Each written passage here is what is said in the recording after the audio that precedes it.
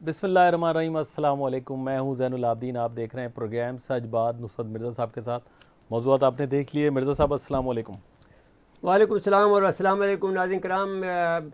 جو پاکستان میں صورتحال ہے وہ کرونا کے حوالے سے بگڑتی چلی جا رہی ہے، اور اس میں سابق صوبائی وزیر جام مدد علی جو ہمارے سندھ سے تعلق ہے جن کا، اور chief justice Peshawar high court صاحب جو ہیں وہ اس میں جاں بحق ہوئے ہیں، اور کرونا جو ہے پھیل رہا ہے، اور جس کی وجہ سے چیئرمین این ڈی ایم جو ہیں اور راجہ پرویز اشرف بھی اس سے متاثر ہوئے ہیں۔ Chief justice Peshawar high court Waqar Ahmed Seth صاحب جو ہیں، اور اس کے علاوہ 35 آدمی بھی اور بھی جاں بحق ہوئے ہیں، اللہ کی جان سپرد کی ہے۔ تو وہ نجی ہسپتال میں زیر علاج تھے وقار احمد سیٹھ صاحب۔ تو اب اس لحاظ سے دیکھا جائے چیئرمین این ڈی میں لیفٹیننٹ جنرل محمد افضل کو بھی جو ہے وہ کرونا مثبت ٹیسٹ آ گیا ہے، وہ بھی ریٹائر ہو رہے ہیں دسمبر میں، لیکن یہ اس سے پہلے کرونا کا آنا ان کے لیے کوئی اچھی صورتحال نہیں ہے، وہ بہت کمزور کر دیتا ہے آدمی کو۔ راجہ پرویز اشرف تو صاحب راجہ پرویز اشرف بھی ہیں۔ گزشتہ 24 گھنٹے کے دوران 1808 کیسز جو ہیں رپورٹ آئے ہیں، اور یہ رپورٹ کے مطابق ہمیں یہ علم ہے کہ یہ دسمبر تک یہ کافی زیادہ اپنا اثر بڑھائے گا، اور یہ ایک بہت یعنی کلائمیکس پہ جا سکتا ہے۔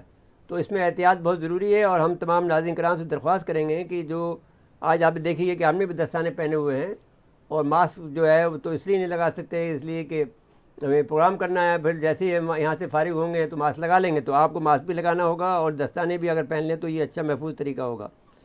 اس کے علاوہ جو ہے جو ایس او پیز اور بتائے گئے ہیں کہ صاحب وہ دور فاصلے کی دوری، اور جو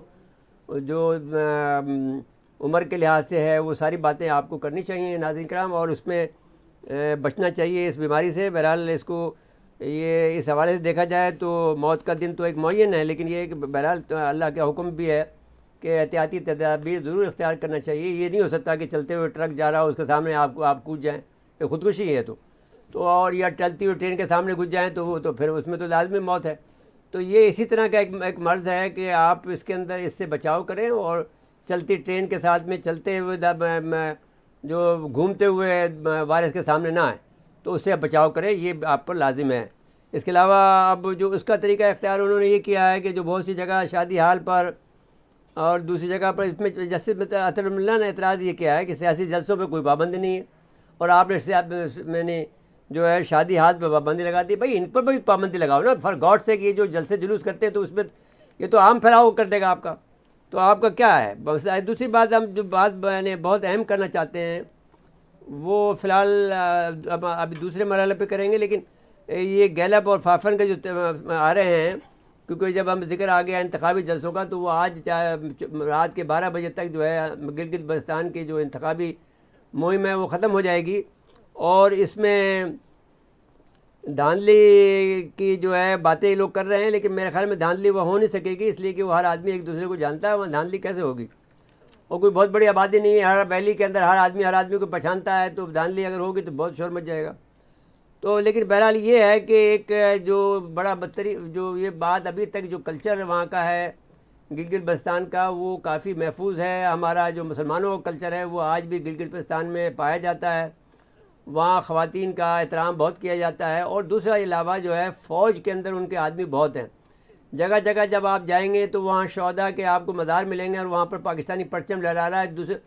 کسی پاکستان کے علاقے میں ایسی جگہ آپ کو نہیں ملے گی جہاں پر جگہ جگہ پر ہرا پرچم لہراتا ہوا آپ کو نظر آئے گا، اور بہت بڑا تر و تازہ ہوگا، کیونکہ وہ شہید کی جو ہے وہاں مدفون ہوں گے، تو پرچم پاکستانی لہرایا جاتا ہے۔ تو وہ یہ دیکھا آپ نے کہ وہاں پر جا کر جو ہے محترمہ یہ جو مریم نواز صاحبہ تھیں، ان کا لہجہ بھی لب و لہجہ بدلا، کیونکہ وہ لوگ ان میں زیادہ تر جو ہے گلگت بلتستان کے لوگ فوج میں بہت ہیں، تو انہوں نے کہا، اور ان کا جو وہاں پر جو فوجی نمائندہ ان کا جو آدمی تھا کینڈیڈیٹ تھا، اس نے انکار کر دیا کہ ان کا میں ٹکٹ بھی نہیں لوں گا، اور میں ان کے مسلم لیگ سے نکل گیا ہوں، اس لیے کہ جو بھی فوجی ہوگا وہ برداشت نہیں کرے گا ان کی جو زبان استعمال کر رہے ہیں فوج کی۔ ہم نے آپ کو بتایا کہ ایک کلیہ یہ ہے کہ فوج کے بغیر ایک ملک ہوتا ہے تو اس میں ایک فوج ہوتی ہے، تو یہ بہتر ہے کہ ہمارے ملک کی فوج رہے، نہ کہ ہم انڈیا کی فوج لا کے یہاں رکھیں۔ تو آپ جس طرح کا بیانیہ کر رہے ہیں وہ ہندوستان کا بیانیہ کر رہے ہیں، غدارانہ بیانیہ ہے۔ میں آج بھی مانتا ہوں، میں احتجاج بھی کرتا ہوں جناب چیف آف آرمی صاحب سے کہ جو آپ نے طریقہ کار اختیار کیا ہے، اس سے فوج کا جو ہے وقار مجروح ہو رہا ہے، اس کا آنر مجروح ہو رہا ہے۔ ہم اسے پسند نہیں کرتے کہ فوج کی توہین ہو اس طرح کی، جس طرح کی ایک لڑکی کرتی چلی جا رہی ہے۔ کیا چیز ہے یہ؟ اس کا کہ صاحب آپ، مسئلہ یہ ہے کہ آپ کا پنجاب سے اس کا تعلق ہے، بس آپ کچھ نہیں کر سکتے، اور آپ کا تعلق بھی پنجاب سے، آپ کچھ نہیں کر سکتے۔ اگر کوئی اور ہوتا تو اب تک تو اس کو میں نے بٹھا دیتا گھر کے اندر کہ صاحب آپ کا جرت کیسے ہوئی کہ تم نے فوج کے چیف کا نام لیا اور D G I S I کا نام لیا؟ یہ کیسے ہو سکتا ہے کہ آپ ایک آدمی جو ہے وہ کام جو انڈیا چاہتا ہے وہ یہاں یہ بیٹھ کے یہاں پہ کر رہی ہے؟ انہوں نے پیسے لیے ہوئے $3 بلین جو ہے وہ اس کو پکڑو نا، جو کہ آپ کا وزیر داخلہ رہ چکا ہے رحمان ملک، اس نے کہا ہے کہ 3 بلین لانے۔ اس سے پہلے ہم نے کہا تھا کہ بھئی پیسے ان کو ملے، اس سے پہلے ہم نے کہہ دیا تھا کہ پیسے اس کو ملے، لیکن ہمیں یہ نہیں پتا تھا کہ $3 بلین ملے۔ تو یہ جناب محترم جو بڑے ان کے چیئرمین بنے ہیں پی ڈی ایم کے، ان کو پوچھا کوئی میرا حصہ کہاں ہے؟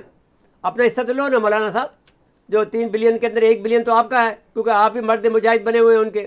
وہ آپ کو میں قصہ سنانا چاہتا ہوں کہ جنیجو کے دور سے مولانا کو انہوں نے استعمال کیا ہے۔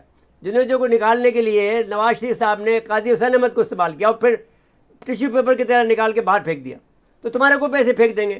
کیوں بیوقوف بنتے ہو ان کے ہاتھوں میں؟ جی زین صاحب۔ جی میرے صاحب، مجھے بریک کے لے کے آ جا رہا ہے ناظرین، مختصر وقفہ ہے، وقفے کے بعد دوبارہ آتے ہیں۔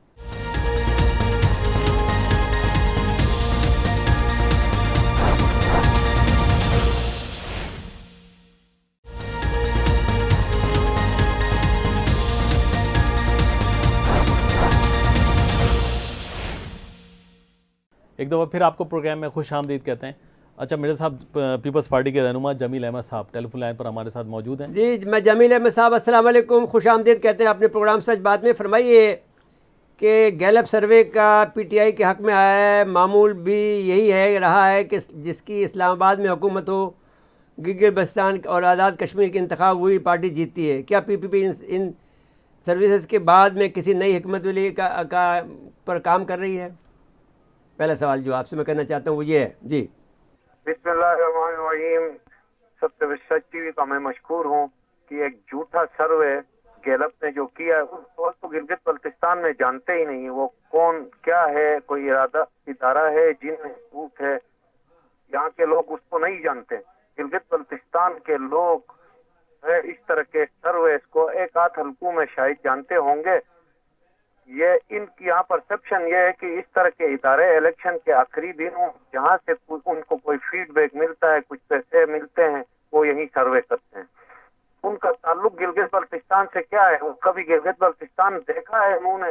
سارا پہاڑی علاقہ ہے، وہ شاید کبھی اسلام آباد سے گلگت بلتستان کا رخ کیا ہی نہیں ہوگا۔ وہاں اسلام آباد میں کرنے سے یہاں کے عوام میں اس کا اثر نہیں ہوتا۔ دنیا انٹرنیشنل میڈیا دیکھ رہا ہے، بلاول بھٹو زرداری جو کمپین کر رہے ہیں، گلی محلوں میں لوگ باہر نکل کے ویلکم کر رہے ہیں، اور پیپلز پارٹی کی ایک تاریخ ہے اس گلگت بلتستان میں۔ تو اس سروے کو تو یہاں جانتے ہی نہیں ہیں یہ کیا ہے کیا نہیں ہے، اور یہ ایک پرسپشن پھیلایا جا رہا ہے کہ وفاق میں جس کی حکومت ہو گلگت پر، یہ تاریخ نہیں ہماری۔ 1974 سے لے کے پچھلے 2015 کے انتخابات تک آپ اسمبلی کا ریکارڈ اٹھا کے دیکھیں، پہلے کونسل ہوا کرتی تھی، اب اسمبلی ہے۔ صرف 2015 کے علاوہ ہر کونسل اور اسمبلی میں Peoples Party single largest party رہی ہے۔ ہاں مینپولیشن کر کے بعد میں حکومتیں بنائی گئی، لیکن پیپلز پارٹی کو توڑ نہیں سکے۔ ہر انتخاب میں آپ اسمبلی کا ریکارڈ لے لیں election commissioner chief election commission سے، تو وہاں معلوم ہو جائے گا کہ پیپلز پارٹی ہر الیکشن میں سنگل لارجسٹ پارٹی رہی ہے۔ جی شکریہ۔ دوسرا سوال میرا یہ ہے، کیا پی پی نے کسی جماعت سے اتحاد کیا ہے یا مقامی سطح پر کہیں ایڈجسٹمنٹ کی گئی ہے؟ اس کا جواب دے دیجئے۔ جی، یہ گلگت بلتستان میں پیپلز پارٹی اکیلے الیکشن لڑ رہی ہے، اور سب جماعتیں پیپلز پارٹی کے الیکشن لڑ رہے ہیں۔ کہیں پی ٹی آئی ہے، کہیں نون ہے، کہیں کاف ہے، کہیں مذہبی جماعتیں ہیں۔ انشاءاللہ سب کی ضمانتیں پیپلز پارٹی ضبط کرا کے اس دفعہ ایک نیا ٹرن آئے گا۔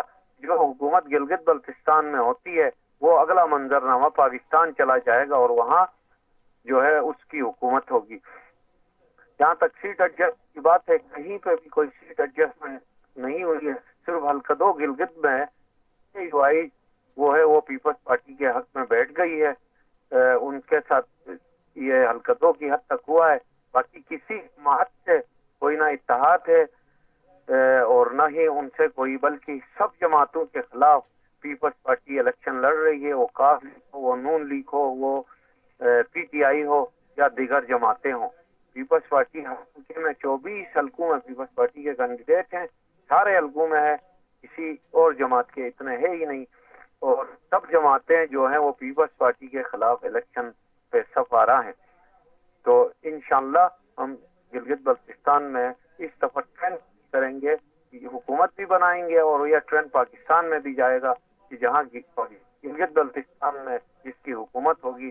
جی بہت بہت شکریہ جناب جمیل احمد صاحب, آپ کا, آپ نے وقت دیا. جی آگے چلیے. جی وہ تو نتیجہ تو 15 کو آئے گا, پتہ چل جائے گا. ہاں. میرے صاحب یہ جو سروے آیا ہے زین صاحب, سروے یہ فافن کا ہے, یہ عمومی طور پر یہ ٹھیک ہوتا ہے, ٹھیک تو ہوتا ہے, لیکن گلگت بلتستان کے لوگ گیلپ اور فافن کو عموماً جانتے بھی نہیں ہیں, کیونکہ دیہی پہاڑی علاقہ ہے. یہ بات شہر کے کچھ لوگ تو جانتے ہوں گے. وہ ان کے آدمی جو ہے وہاں جاتے ہیں. جی سروے ایسے نہیں ہوتا ہے, وہ افسر کی اس میں تو ایک آسان کام ہے. اب غدر ویلی ہے, جی وہاں چلے جائیں گے تو آپ کو پتہ چل جائے گا کس کو ووٹ دے رہے ہیں.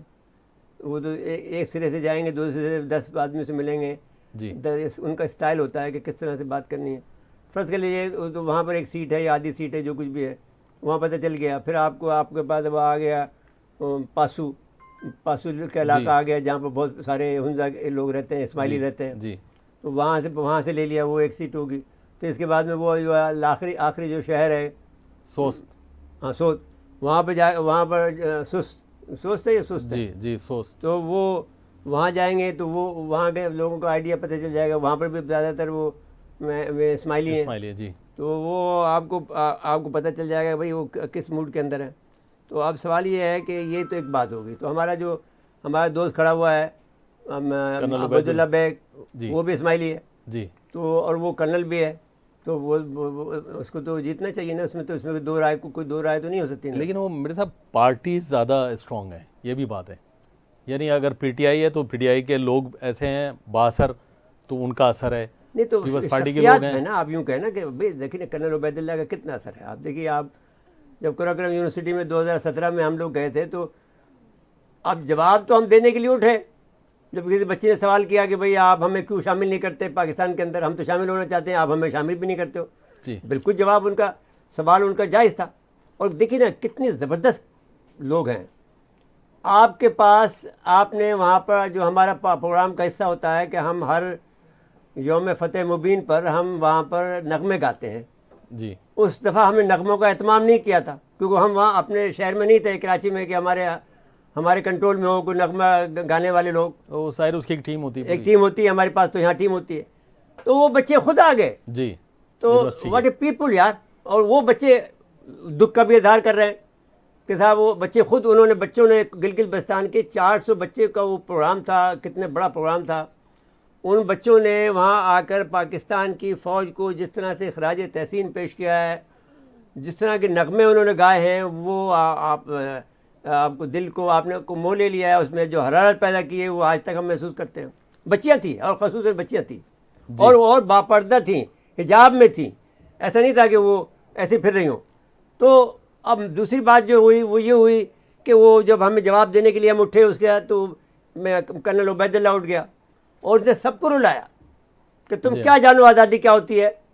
تو کرنل عبید اللہ تو جیتنے والا کینڈیڈیٹ ہے کہ جو پاکستان کا اتنا بڑا شہدائی ہے, اور PTI کے ٹکٹ پر ہیں, PTI ٹکٹ پر. کرنل عبید اللہ وہ شخص ہے, وہ عظیم شخص ہے کہ جس نے جو ہے ہم جیسے آدمی تک کو رلایا.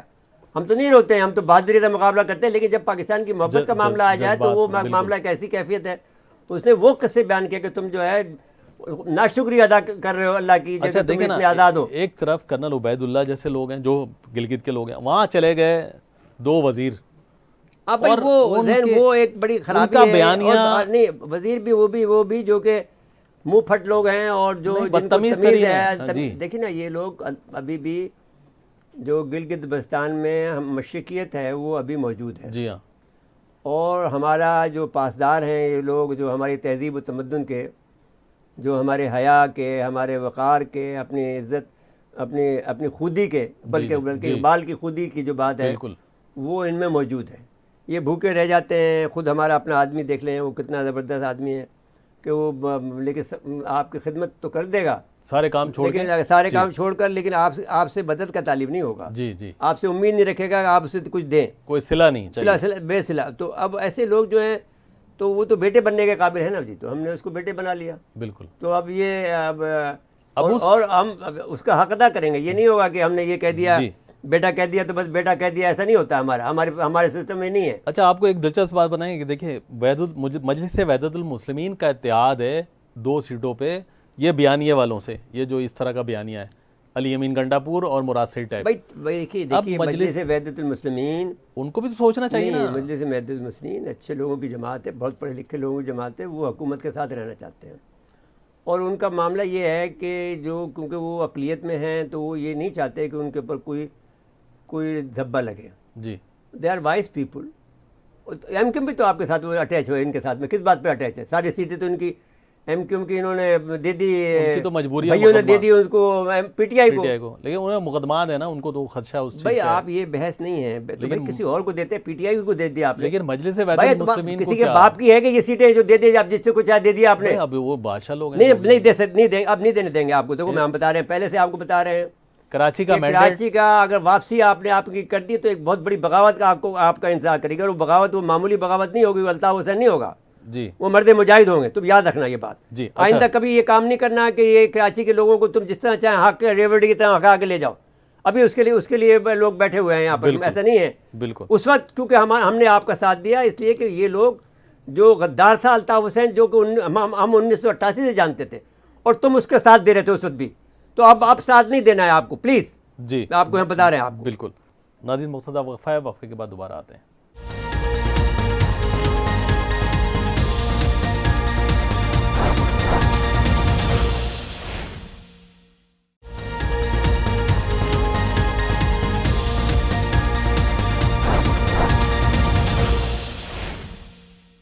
ایک دفعہ پھر پروگرام میں خوش آمدید کہتے ہیں. جی مرزا صاحب، دیکھیے بات تو طے کہ یہ کہنا چاہتا ہوں کہ مریم نواز صاحبہ جو بات کر رہی تھی این آر او ہم نہیں دیں گے. بھائی تم کیا دے گی؟ تیرا تو بھٹا بیٹھنے والا ہے. تو میں بات سمجھانا چاہتا ہوں، بیٹی بیٹی کہہ کے ہماری زبان سوکھ گئی، لیکن تمہاری سمجھ میں بات آتی نہیں ہے، تم پاکستان کے خلاف کام کرتی ہو.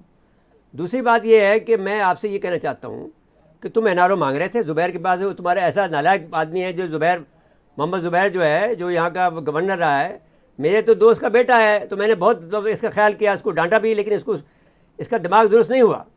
اور اس کا دماغ درست کرنا بھی بہت ضروری ہو گیا، اور رانا ثناء اللہ کا بھی دماغ کرنا بہت ضروری ہو گیا. جی. راجہ ظفر سے میں ہاتھ باندھ کے استدا کرتا ہوں کہ فار گاڈ سے کہ ان سے علیحدہ ہو جائیے. بہت ہو گیا یہ، کیونکہ یہ اس بیانیے کے ساتھ آپ نہیں چل سکتے جو نواز شریف کا بیانیہ ہے.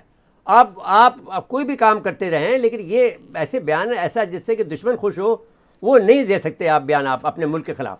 آپ نے تو کھلی جنگ پہ اعلان کر دیا، کھلی جنگ کا، اس پہ کیسے ساتھ دے سکتے ہیں؟ اور دوسرا بات یہ ہے کہ یہ جو مریم کہتی ہے کہ نہیں دے رہے تھے، تو پھر کیا کر رہا تھا وہ؟ اپنے ایسی تیسی کرا رہا تھا جو وہ زبیر اور دوسرے لوگ جو باتیں کر رہے تھے. اور پھر خواجہ آصف نے اس کی تعریف کی ہے، جو کچھ بھی یہاں پر جو ہے چیف آف آرمی صاحب نے جو کیا ہے، وہ کہ صاحب ہم نے جو ان کی انکوائری کی ہے، جی، اس میں آپ نے اگر ایک آئی جی پولیس جو ہے اپنا فون بند کر کے بیٹھ جائے تو وہ آئی جی پولیس ہے. وہ گھر کا بھی فون کر کے بیٹھ جائے تو وہ آئی جی پولیس ہے. کیا ہو رہا ہے سندھ کے اندر؟ یہ کوئی بات ہے؟ آپ کیسے پھر تو آدمی جائے گا نا اس کو لینے کے لیے. تو آپ نے فون بھی بند کر کے بیٹھے ہوئے ہیں، موبائل فون بھی بند کر کے بیٹھے ہوئے ہیں. تو پھر کہاں پہنچیں گے؟ گھر تو جائے گا آپ کے نا. جی. اور پھر آپ اپنی گاڑی پہ آئے ہیں، اپنے اسکواڈ کے ساتھ آئے ہیں، سب کچھ آئے، اور کیا چاہیے آپ کو؟ چلیے یہ جو مریم صاحبہ نہیں مریم صاحبہ کی جو میں بات آپ سے کہہ رہا ہوں، یہ این آر او ہی مانگ رہی ہے نا ایک طرح سے. نہیں این آر او یہ نہیں کہہ رہی ہے، بلکہ یہ کہہ رہی ہے کہ ہمیں حکومت دو. نہیں، وہ کہہ رہی ہے کہ یہ حکومت اس کو نکالو، ہمیں حکومت دو. پہلی شرط یہ کہ ان کو نکالیں. ہاں.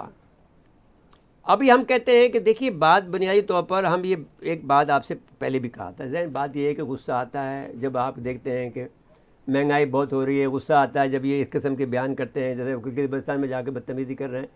بھائی مریم نواز کو دیکھیے، ہم نے بھی ابھی سخت باتیں کی ہیں، لیکن ہم نے اس کو بیٹی بھی کہا ہے. جی. ٹھیک ہو گیا. تو بیٹی کو سب بہت سی ناراضگی میں کہا جا سکتا، لیکن ہم اس کی جو ہے کوئی حرمت پہ حرف نہیں آنے دیں گے. جی تو اب سوال یہ ہے کہ جو بات آپ کر رہے ہیں وہ اپنی جگہ پر ٹھیک ہے. ایسے لوگوں کو آپ نے حکومت کر رہے ہیں کرنے کو دے دیے تو اس پر آدمی کو غصہ تو آئے گا. لیکن اس وقت جو عمران خان کے خلاف جو پوری دنیا سے جو چار ممالک لگے ہیں وہ یہ ملک ہیں: انڈیا، اسرائیل، یو کے، امریکہ، سعودی عرب. 5 ممالک، اور یو ہی 6 ممالک لگ گئے. انہوں نے $3 بلین کر کے نواز شریف کو پیسے دیے. اگر اس کی ہم تشریح کریں جو کہ رحمان ملک نے کہی ہے تو اس کا سمجھ میں یہ بات آتی ہے. اور اس کے بعد میں وہ ایکٹیو ہوئے ہیں، اور جو پیسہ آیا ہے تو انہوں نے چھاتی پہ ہاتھ مار کر جو ہے وہ کھڑے ہو گئے ہیں ملک کے خلاف باتیں کرنے کے لیے. تو اس حوالے سے اگر آپ دیکھیں تو اگر یہ اسرائیل کے خلاف یہ بیان نہ دیتا، اسرائیل کو تسلیم کر لیتا تو ملک میں بھوچال آ جاتا. اور اس نے اپنی قوم کی ترجمانی کی. تو اس لحاظ سے نہ اس کے سفارت خانے پہ کہیں حملہ ہو رہا ہے، اس کے اوپر حملہ ہو رہا ہے، تو اس پر آپ کو بچانا چاہیے. اس غریب کو اس وقت بچانا چاہیے. بعد میں نمٹتے رہیے گا آپ کو مہنگائی کے معاملے میں. اس وقت عمران خان پر صرف اس لیے حملہ ہو رہا ہے کہ اس نے اسرائیل کو تسلیم نہیں کیا، سعودی عرب کی بات نہیں مانی، اس نے ایک آزاد پالیسی وضعیت کی، اپنے آپ کو جو ہے یو ایس اے سے علیحدہ کیا ہے اور چین سے جڑا ہے. تو اب جب جواز ظریف آئے ہیں اس کے بعد میں جناب محترم جو ہے ہمارے جو شاہ سلمان صاحب ہیں انہوں نے فوری طور پر اپنا ایک اجلاس منعقد کیا ہے. شورا کا اجلاس کبھی ہوتا نہیں ہے جی، لیکن اس کے لیے بلانے کے لیے شورا کا انہوں نے وہ کیا اور بلا کے یہ کہا کہ صاحب ایران کو جو ہے وہ ایٹمی طاقت بننے سے روکیں. تو بھائی آپ کی بھی تو خبر آئی ہے کہ آپ اپنے علاقے کے اندر آپ وہ بنا رہے ہیں، ایٹمی پروجیکٹ بنا رہے ہیں. جی. دوسری بات جو ہے وہ ایک بہت اہم بات ہو گئی کہ جو ہمارا راہیل شریف تھا اس نے وہاں پر عالمی اسلامی فوج کے سربراہ نے مسئلہ کشمیر کے باب نے کہا کہ ہمارے دل کے قریب ہے، کیونکہ ہم نے کشمیری بھائیوں کے مطالعوں کو قریب سے دیکھا ہے. پاکستان عوام کشمیر کے عزم اور بہادری کی تعریف کرتے ہیں. اور سعودی عرب میں پہلے سعودی عرب سے انہوں نے اجازت مانگی 27 اکتوبر کو. وہ دن منتا ہے جس میں جب اس نے حملہ کیا تھا انڈیا نے. جی. تو انہوں نے اجازت نہیں دی سعودی عرب نے وہاں جلسہ کرنے ہمیں وہاں پر کسی بھی جگہ پر کرنے کی. تو پھر انہوں نے 29 تاریخ کو اپنے ایمبیسی میں کر لیا، کیونکہ ایمبیسی ہمارا اپنا ملک کا حصہ ہوتی ہے. جی. ایمبیسی میں مداخلت وہ نہیں کر سکتے. وہاں پر راہیل شریف پہنچ گئے تو اتنی جرت مندی کی مظاہرہ کیا اس آدمی نے. تو اب ہم یہ کہتے ہیں جواز ظریف صاحب کے آنے کی خاص بات بتائیں کہ جواز ظریف کا جو بات ہوئی ہے وہ یہی ہوئی ہے کہ جواز ظریف اور یہ جو ان کا بلاگ بننے جا رہا ہے اس پر اس نے یہی کہا ہے کہ بھئی ہم تو ساتھ رہنا ہے. اور بجائے اس کے کہ ہم امریکہ کی طرف دیکھیں، وہ انڈیا کو بھی اس نے پیغام دیا ہے، اس نے سعودی عرب کو بھی پیغام دیا ہے، اس نے افغانیوں کو بھی پیغام دیا ہے کہ بھئی ہمیں تو یہاں میرے ساتھ رہنا ہے. ساتھ اگر رہنا ہے تو ہمیں مل کر رہنا ہوگا. جی. اس کے علاوہ ہمارے پاس کوئی اور حل نہیں ہے. ہاں، وہ آپس میں لڑ کے کوئی معاملہ حل نہیں ہوگا. اور دہشت گردی کا جو معاملہ ہے نا، دہشت گردی تو ایک بات ہے، انہوں نے ایک بزنس کے لیے ایک راستہ بھی کھول لیا. جی. ایک نیا چیک پوائنٹ کھول لیا. جی. تو وہ ٹھیک ہو گیا. اگر یہ ہمارے یہ پورے اور سی پیک کی وجہ سے تجارت بڑھے گی. بھائی سی پیک کے یہ دوستی کرائی ہے آپ کو اگین چائنا نے. تو آپ کا چائنا نے آپ کی دوستی بنگلہ دیش سے کرا دی، آپ کی نیپال سے کرا دی، آپ کی بھوٹان سے کرا دی، آپ کی سب سے کرا دی. ایران کا بڑی کامیابی یہ ہے کہ ایران نے دھکے مار کر جو ہے بھارت کو نکال دیا چاہ باہر سے. بس بہت بڑی بات ہو گئی. اب اس کے بعد میں ناراضگی پیدا ہوئی ہے. یہ یو اے والوں نے کہا صاحب ہمیں تو اب نقصان ہو جائے گا. اب انہیں خطرہ یہ ہے کہ 2023 آ رہا ہے جس میں یہ سب یو اے وغیرہ جو ہیں اس کا حصہ بن جائیں گے. ترکی کا تو انہوں نے اسرائیل کا سہارا لیا کہ پاکستان تو ساتھ دے گا نہیں اور وہ ہم اس کا حصہ بن جائیں. بھائی پاکستان آپ کا ساتھ دے گا لیکن آپ کے لیے لڑے گا نہیں. اب تمہاری بادشاہت کے لیے کہ آپ ایک غریب لوگوں کو مار رہے ہیں. آپ دیکھیے کیا حال ہوتا ہے آپ کا یمن کے اندر. آپ دیکھیے گا جب جو بائیڈن آئے گا تو آپ کا کیا حال کرتا ہے یمن کے اندر. اچھا، آپ کو دلچسپ بتاؤں کہ یہ جو 12 ربیع الاول کے دوران یمن میں اتنے بڑے بڑے اجتماع ہوئے ہیں میلاد کے. نہیں، وہ حوثی بڑی عجیب چیز ہیں. اور آپ یقین مان لیں کہ وہ رسول اللہ کو بہت بڑے ماننے والے ہیں. وہ حضرت امام زین العابدین کے بعد میں کسی اور امام کو نہیں مانتے ہیں. ایک عجیب وہاں کا ان کا اپنا ہے. تو لیکن بات یہ ہے کہ جو بھی ہو میں اس سے بحث نہیں کرتا. میں یہ کہتا ہوں کہ وہ مسلمان ہیں اور ایک غریب ملک ہیں. جی. آپ نے 2.5 لاکھ آدمی مار دیے، کیا فائدہ ہوا؟ ہم نے کہا تھا بھوک سے ننگ سے مر جائیں گے، وہ اتنے پانی تک ان کے پاس ہے نہیں. اب وہ کشتیاں لا کر آپ کے، اب یہ قصہ ہے جو ایک واقعہ ہوا ہے میں نے، وہ یہ ہوا ہے کہ پرسوں جو ہے وہ 2 کشتیاں آ رہی تھیں جو کہ جو بارود سے بھری ہوئی تھی، ان کا پورٹ ان کے پورٹ اڑانے کے لیے جی. وہ پکڑی گئی ہیں. تو اب یہ تو سلسلہ چلتا رہے گا. آپ کے ہالینڈ کے اندر آپ کے اس کے اوپر حملہ ہوا ہے، فائرنگ ہوئی ہے. جی. تو آپ دنیا کے ہر ملک میں یو آر انسیف نہ ہو، اس لحاظ سے انسیف ہو کہ تم نے جو ہے وہ آپ اپنے بھائیوں کو خلاف کر لیا ہے، آپ نے خود اپنے بھائیوں کو جیل میں ڈالا ہے، اپنے سارے شہزادوں کو آپ نے ساتھ میں ظلم کیا. ایک تو یہ، دوسرا سارے فلسطینیوں کو خلاف کر لیا ہے، جتنے سارے حریت پسندوں کو خلاف کر لیا، تمام اخوان المسلمین کو خلاف کر لیا، تمام مسلمانوں کو خلاف کر لیا ہے.